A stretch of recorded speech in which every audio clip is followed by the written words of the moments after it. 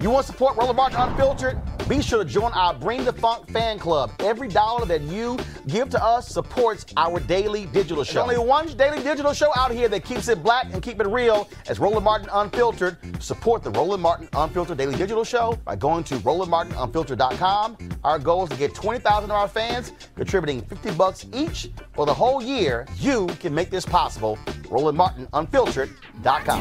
And right now joining us is Oleta Fitzgerald. She's the campaign manager for Mike Espy. Oleta, how you doing?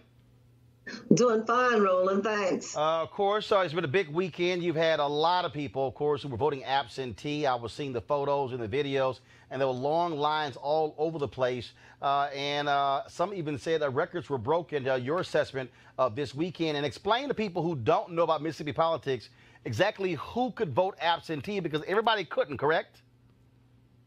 No, everybody couldn't. Absentee voting is probably the closest thing we have to early voting in other states. People who vote absentee are many times the aged, disabled, people who have to work on election day, students who are leaving school and going home for the holidays. So it was a general rule that if you're not available to go to the poll and vote on Tuesday, you can vote absentee, but you have to have a reason for doing so. And again, there were a number of people who were voting on Tuesday. The campaign was really focused on canvassing all across the state. Yes, you're right. Roland, this campaign is on fire. People have just embraced the campaign. They're actually carrying the campaign. We had mass canvassers showing up in record numbers. Materials that we were planning to distribute over the weekend got used up in 2 days. We've got all kinds of things working on our behalf. We have an analytical field team. We have a political field team. We have phone banking and texting. And we have people on the street who are just fired up. As I said to you, I think earlier, Mike Espy has become the vessel for what people are feeling in this state. And it's time for us in Mississippi and us across the country to say, you know, when enough is enough.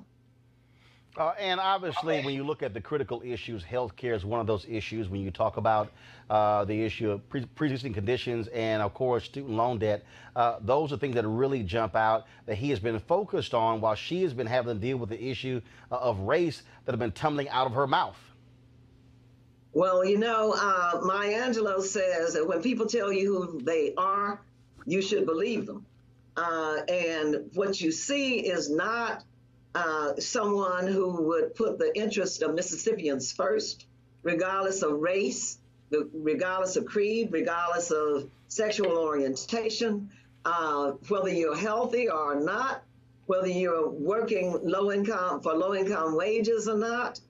We have farmers that are starting to speak out now because of the concern they have over their own incomes and tariffs and world trade issues. So we have young people who we're looking at every day and wondering if this is a state that they would want to raise their families in and if there are opportunities here for them. So Mike has been steadfast in running a campaign to represent all Mississippians and to take care of folks who need help and folks who are sick and folks who are the least of these. So that message is resonating.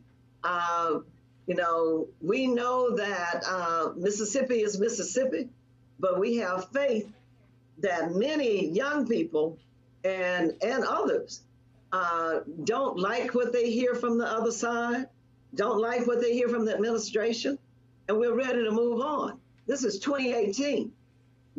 Some of the stuff that's happening down here is like people are stuck in a time bubble. But we are working hard. We are buoyed by what's going on out in our communities, and we'll keep our head down through tomorrow evening and be victorious. Oleta, when I talked to Mike this morning, the Tom Joyner Morning Show, he said, look, he has to get a mammoth turnout of African Americans in order to win this. And so when you look at the numbers, again, when you look at the number of black people in that state who are registered, but also the number of poor folks, the number of people who are white who are being hurt by economic policies on the Republicans. I made the point on MSNBC, Democrats should be going and talking to those broke white folks and saying, look, what do you guys keep voting for? What have you gotten from the Republican Party? They always try to tell black folks what black folks have not gotten from Democrats. And I've challenged these white Democrats. They should be the ones going to talk to fellow white folks in Mississippi and not being afraid to talk to them, to confront them, and to speak to them. A lot of times people are fearful of the other, of any kind, and the more we can make immigration a booger bear, and the more we talk about folks who are in the majority becoming the minority. That kind of messaging trumps even folks' best interest and standing up for their own best interest. But Mike has run a campaign where he has tried to speak clearly about those issues, speak to opportunities for everybody, make sure that everybody has access to health care, regardless of who they are. And we have steered clear of the divisiveness because there's nothing to be gained in that. So I think you're absolutely right. The more we stay on message, the more we talk to people about the things that affect them and help them to understand that we're not your problem. Your problem is sitting in this administration. So as much as we can keep that message going forward, it is our hope that eventually people will come out and vote and stand up for their own best interests. It's 50th in so many things. And we won't move from that until all of us come together to fight for what's right. All right, Oleta, now also, polls open what time tomorrow and what time do they close? Polls open at 7 a.m. and they close at 7 p.m. But if it's like what happened on November 6th, they probably won't close for a long time after that. Because if you're in line at 7 p.m., you can vote.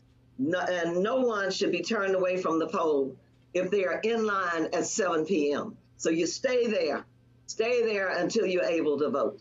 All right, then. We've been making this point. We've been pushing this up on social media all weekend. If you got family members, if you got friends, church members, fraternity brothers, sorority sisters, people who live in Mississippi, call them, text them, and tell them you want to see them posting images with saying, I have voted. Folks cannot be sitting on the sidelines because, again, I had a video, and I'm trying to get it in a second, where Reverend Barber was there last week, and he talked about in the last midterm election, Thad Cochran won by just 125,000 votes.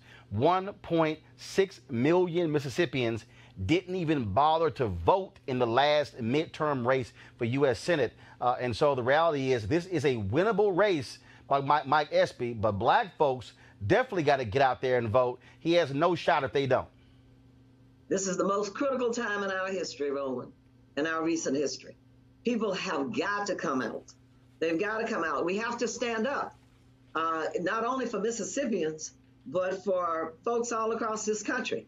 It is time to stop this madness and get ourselves recalibrated to what government is all about and have representation that is meaningful. And, there would be absolutely no question about this race, but that if Mike Espy were white, there would be no question about this race, about who would be the better candidate. So we have to stand up for ourselves and stand up for what is right. So we encourage everybody across this country to support this campaign in any way possible. And you're absolutely right. Call your family. Most everybody comes out of Mississippi, Well, yeah, whenever you meet people and they say, I'm from Chicago, I'm like, no, where your people from? Yeah. Where your people from? Right. And then, somewhere you're going to find your roots back here. That is it. Oleta Fitzgerald, I appreciate it. Thanks a lot. Thank you, Roland. All right. Thank you very much. Also, people, we talked about the closing ad. This is what Mike Espy dropped yesterday as well. Guys, go to my iPad, please. Chance, I brought people together. Ronald Reagan signed the first bill I wrote on infrastructure and jobs. I rose above party and supported a Republican governor because after Katrina, it was the right thing to do. Today, the crisis is the division in Washington. So I'm asking you for another chance. Give me 2 years, and I'll work to find common ground and bring us together again. I'm Mike Espy, and I approve this message.